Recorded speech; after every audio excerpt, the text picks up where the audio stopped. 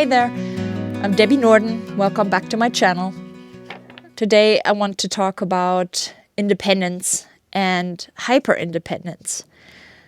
Here in Alaska, independence is pretty much woven into our lifestyle, but it can also be quite tricky if you do everything on your own all the time and you forget to ask your neighbors for help.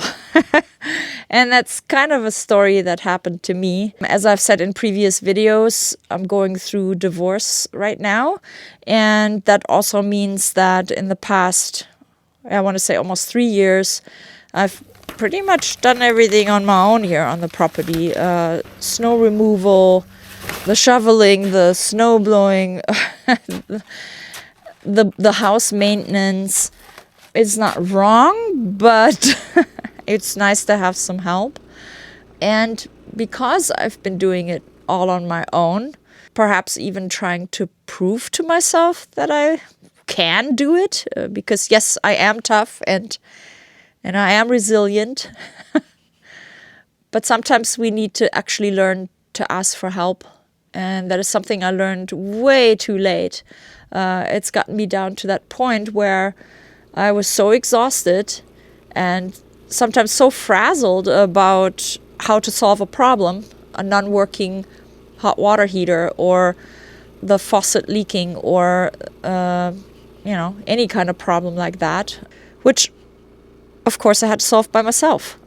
But I'm slowly learning that I was actually hyper independent. I'm still suffering from that a bit, but I'm trying to fight it because what I noticed is not only is it nice for neighbors to help, they want to help. They want to do something good.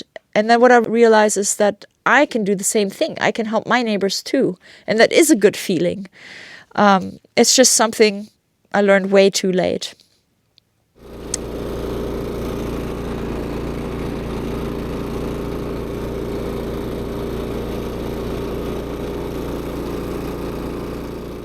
I also know that hyper-independence is definitely something that comes from trauma or from feeling let down, feeling abandoned. And that has most certainly been the case with me. I felt unsupported. And anytime I did ask for help, things were also not done in a timely manner, or they weren't done right, or they weren't done completely. Of course, then I'm being told I'm too critical or I'm never happy with the work that's being done. But I mean, how difficult is it to shovel snow? Or how difficult is it to use the snowblower? I'm doing it. And I'm going in all the corners. And I'm making sure we're not going to have springtime melting problems because snow wasn't removed in all the places. So yeah, I don't think it's critical at all. I think, especially as women, we are fine-tuned to keeping our families moving forward and keeping the gears oiled, We take care of everything in our families. And I've said this before, we're pretty much the CEOs of our families. We run the show. It's often on our shoulders, which is fine if we feel supported. But I do think it would be nice to have a partner, and I hope you do, who pitches in equally, who sees the work, who doesn't need to be told these things need to get done, here's the list. So with that neglect that has happened to me, the feeling of abandonment, I have become hyper independent. And it got to that point where I was just completely and utterly exhausted. Absolutely exhausted. And it also has made me feel like I'm starting to hate the work. I hate snow removal. I hate the hard work. I hate it if I can't get a screw loose or, problems like, The water filter. I can't get the stupid water filter loose. The housing for it to exchange the water filter. Drives me nuts. But I need to ask for help for these things. And I've stopped asking for help because too many times I've been disappointed. Yes, it would be nice to have some help once in a while. Because living off grid and living in a rather remote area, you have to be self-reliant. And that comes with the territory of living in Alaska. Unless maybe you're in the city, in Anchorage. I'm sure there are more services there. Well, we don't have that.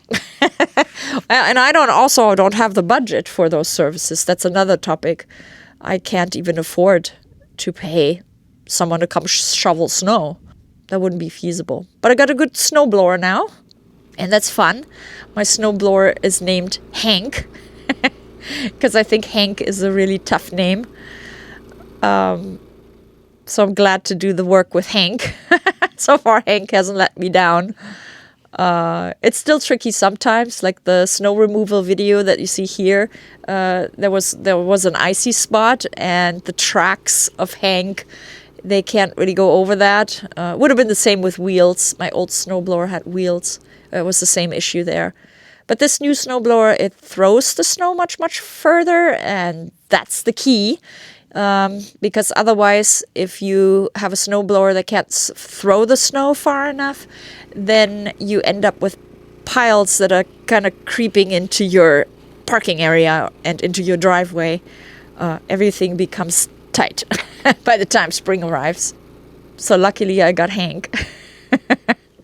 Yeah, but this hyper-independence, I'm telling you, that is something I really had to work on, to learn to ask for help and to not feel guilty about it, and to know that people want to help. People actually want to help. And this goes exactly the other way around too.